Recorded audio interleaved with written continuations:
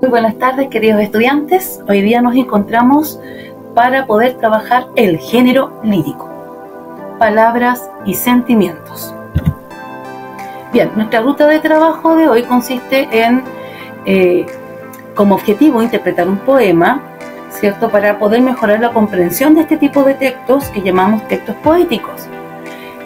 Lo vamos a hacer primero reconociendo algunos elementos básicos del género lírico, escuchando un poema de Eduardo Galeano que se llama Los Nadies, para luego analizar cómo se presentan en este poema los elementos del género lírico que vamos a conocer, ¿ya? Haciendo un análisis también respecto de la imagen de Latinoamérica, ¿cierto?, de nuestra identidad latinoamericana que se expresa a través de este poema, y finalmente realizando una actividad.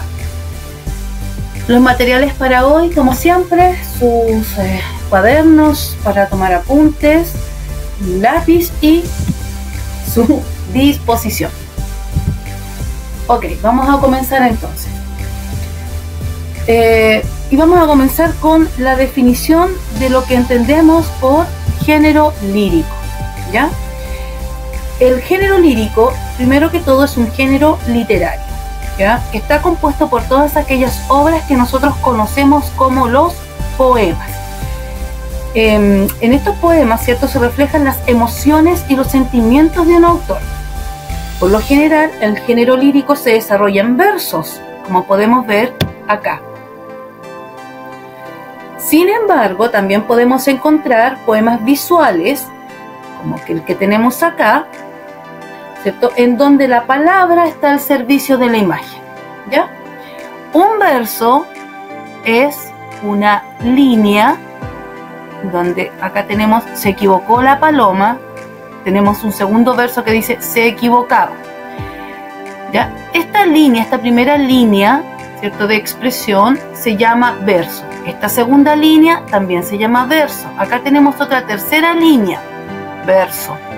Cuarta línea, creyó que el trigo era agua, verso, ¿ya? Quinta línea, se equivocaba, verso, ¿ya? Cada una de estas líneas que conforman el poema se llaman versos. Y el conjunto de versos se llama estrofa. Por lo tanto, acá tengo, ¿cierto?, 5 versos y tengo 2 estrofas. ¿Bien? Ok. Sigamos. ¿Cuál es el origen del género lírico? El género lírico, para que ustedes sepan, es uno de los géneros más antiguos y clásicos que existen en la historia de la humanidad. De hecho, su aparición se remonta a la época de la antigua Grecia, cuando surgieron los primeros poetas clásicos que emplearon el lenguaje lírico para transmitir sus ideas y sus emociones. El nombre de lírica proviene precisamente porque cuando apareció este tipo de géneros se acompañaban los versos con una lira, que es este instrumento musical que tenemos acá, ¿cierto? Y que le ponía música, ¿cierto?, musicalidad a los versos. De allí entonces que cuando los poetas, ¿cierto?, expresaban estos versos, estas palabras, acompañados de ese instrumento musical, la lira, ¿cierto?, de allí entonces que después se fue conociendo con el nombre de género lírico, ¿ya? Bien, ¿cuáles son los elementos propios que conforman el mundo del género lírico? Primero, en un poema, ¿cierto?, con cualquier poema, vamos a encontrar elementos como el hablante lírico, ¿cierto?, que es aquella voz que me entrega el poema, el temple de ánimo, que son los sentimientos que se expresan en este poema, el motivo lírico, que es el tema del cual habla el poema, y el objeto lírico, que es aquel elemento del mundo real que inspiró el poema, ¿ya? Ok, entonces, hemos conocido la definición de género lírico, hablamos un poco del origen, de dónde proviene el género lírico, y de qué elementos son propios del mundo del género lírico. ¿Ya? Vamos a escuchar ahora un poema de Eduardo Galeano que se llama Los Nadies. Te van a colocar mucha atención porque vamos a seguir trabajando más adelante con este poema. Sueñan los nadies con salir de pobres, que algún mágico día llueva de pronto la buena suerte, que llueva cántaros la buena suerte. Pero la buena suerte no llueve ayer, ni hoy, ni mañana, ni nunca. Ni en lloviznita cae del cielo la buena suerte, por mucho que los nadies la llamen. Los nadies, los hijos de nadie, los dueños de nada, que no son, aunque sean, que no hablan idiomas, sino dialectos, que no son seres humanos, sino recursos humanos, que no tienen cara, sino brazos, que no tienen nombre, sino número, que no figuran en la historia universal, sino en la crónica roja de la prensa local. Los nadies, que cuestan menos que la bala que los mata.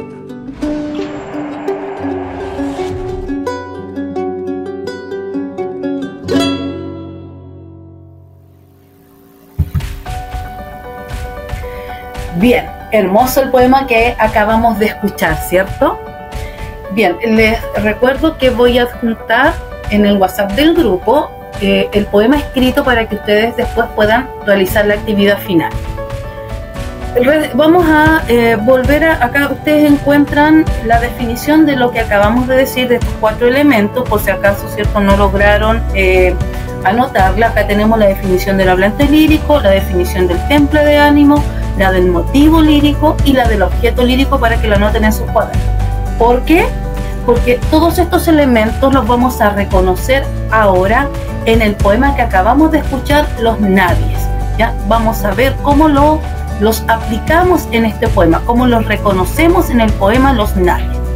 Vean. Dijimos que, ¿cierto?, el hablante lírico es una voz que nos entrega el poema, que nos entrega, ¿cierto?, estos sentimientos y estas emociones que se expresan en el poema. Entonces, ¿cuál sería el hablante lírico? ¿Cómo lo podemos identificar en el poema Los Nadies? Podemos decir que es una voz que está indeterminada. Sí, alguien me puede decir, pero es una voz masculina. Claro, porque el video que ustedes vieron, ¿cierto?, está enunciado, dicho por una voz masculina. Pero ¿qué pasa si yo les muestro un video donde esté hablado, ¿cierto?, declamado por una voz femenina? ¿Diríamos entonces que la voz es femenina? Tengo que fijarme, ¿cierto?, en el poema escrito, ¿ya?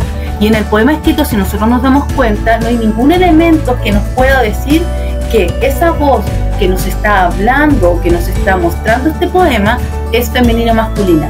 Tampoco podemos decir que es una voz que representa a un niño, a una madre, a un hombre.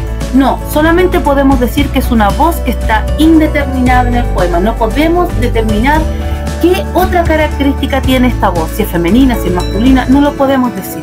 Pero sí podemos decir que está expresada en tercera persona gramatical plural, porque habla de ellos, los nadies, ¿cierto? Durante todo el poema se nos habla de unos ellos.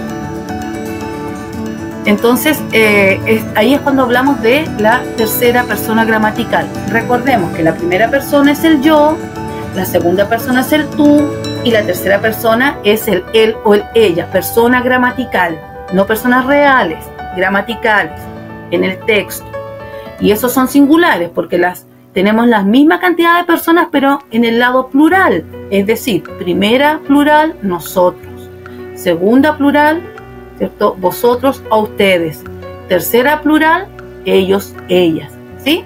Ok, bien, me imagino que anotaron eso. Excelente, ya. ¿Cuál es el temple de ánimo que se expresa en este poema? Es decir, ¿cuáles son los sentimientos, las emociones, ¿cierto?, que el hablante lírico expresa en el poema? Este es un poema donde se expresa un temple de ánimo, de alegría, de júbilo, de duda, de añoranza, de nostalgia. ¿Cuáles son las emociones que se expresan? Las emociones que encontramos son de desaliento, de desesperanza, de dolor. El motivo lírico. ¿Cuál es el tema del cual se habla en este poema? Los nadies. ¿Cierto? El motivo lírico es la pobreza y el abuso, ¿cierto?, hacia los pobres. ¿Cuál es el objeto lírico? ¿Qué elemento del mundo real inspiró este poema? Evidentemente aquí, ¿cierto?, el elemento del mundo real que se presenta son los pobres, los más desposeídos. Bien, quise rescatar este fragmento del texto porque en él se observa la imagen de nuestra América Latina. Dice que no son, aunque sean, que no hablan idiomas, sino dialectos, que no profesan religiones, sino supersticiones, que no hacen arte, sino artesanía, que no practican cultura, sino folclore, que no son seres humanos, sino recursos humanos, que no tienen cara, sino brazos. En esta parte del texto, ¿cierto?, se nos habla de nuestra América Latina, pero no de esa América que nos han querido implantar desde modelos económicos y culturales extranjeros, sino de esa América indígena, de esa América aplastada, ignorada, violada, que en muchas ocasiones es víctima del desprecio colectivo. Crecemos estudiando la historia contada por las voces de los vencedores de la conquista de América. ¿Pero será esa la única historia que se tenga que contar? En esto que somos hoy, ¿cuánto de aquello tiene relación con la historia de América, de una América indígena, de una América morena? ¿Acaso lo que somos solo representa al mundo español que llegó en el 1500? Sistemáticamente nos han enseñado a negar nuestros orígenes más ancestrales, como si fuese una vergüenza reconocernos y reconocerse parte de ese mundo ancestral. Ser latinoamericano, chiquillos, significa reconocerse parte de un mundo común, el que somos mestizos. No somos españoles, ni menos somos europeos. Tampoco podemos decir que somos mapuche o quechua. Somos un revoltijo de creencias, de mitos, de sentido de conquistado. Quizá por eso nos da pudor un poco reconocer en cada uno de nosotros esa herencia indígena, porque nos enseñaron a ocultarla, a negarla, a sentir pudor por ella. Pero está ahí, brota a cada paso, en la mamita que vende en la feria, en el obrero que cruza Santiago entero en bicicleta para ahorrar la luca de la micro, en la asesora de hogar que cuida a otros hijos y no a los suyos. Seguimos siendo los vencidos, los conquistados. Otros son los vencedores. Debemos reconocernos en nuestras raíces, porque solo así podremos entender quiénes somos y hacia dónde vamos. Quiero cerrar esta reflexión con una cita del mismo autor de este poema, Eduardo Galeano, que nos recuerda que América no nació con la llegada de los españoles, que habitábamos esta tierra desde siglos antes y que teníamos una vasta cultura llena de conocimientos, de lenguaje, de literatura. Dice así esta cita: en 1492, cuando llegó Colón a América, cuando descubrieron, entre comillas, ¿cierto?, descubrieron, ¿no?, este continente, los nativos, los que vivían en América, descubrieron que eran indios, descubrieron que vivían en América, descubrieron que estaban desnudos, descubrieron que existía el pecado, descubrieron que debían obediencia a un rey y a una reina de otro mundo y a un Dios de otro cielo, y que ese Dios había inventado la culpa y lo vestido, y habían mandado que fuera quemado vivo quien adorara al sol y a la luna y a la tierra y a la lluvia que la moja. Con estas palabras, Galeano nos quiere decir que nosotros existíamos, que teníamos una historia digna de ser contada, pero que se nos ha negado y se nos ha ocultado sistemáticamente, y somos nosotros los que somos responsables de redescubrirla, de mirarnos en ella, porque es la única manera que vamos a poder comprender qué es ser latinoamericano. Bien, quiero entregarles la actividad de hoy con la siguiente pregunta. ¿Quiénes son los nadies para ti? Quiero que vuelvan a leer el poema. Yo, como les dije, se los voy a adjuntar en un archivo, en un documento en el grupo. Lo pueden volver a escuchar en el video. Y una vez que lo hayan hecho, respondan esta pregunta. ¿Quiénes son los nadies para ustedes? Quiero que me expliquen su respuesta, pero que además la argumenten, que me digan por qué. Y, como siempre, ¿cierto? Su respuesta puede ser por escrita o también realizada en un video. Muchas gracias por haberme escuchado. Pueden enviar sus trabajos a mi correo sandrapadilla@gmail.com o a nuestro grupo de WhatsApp.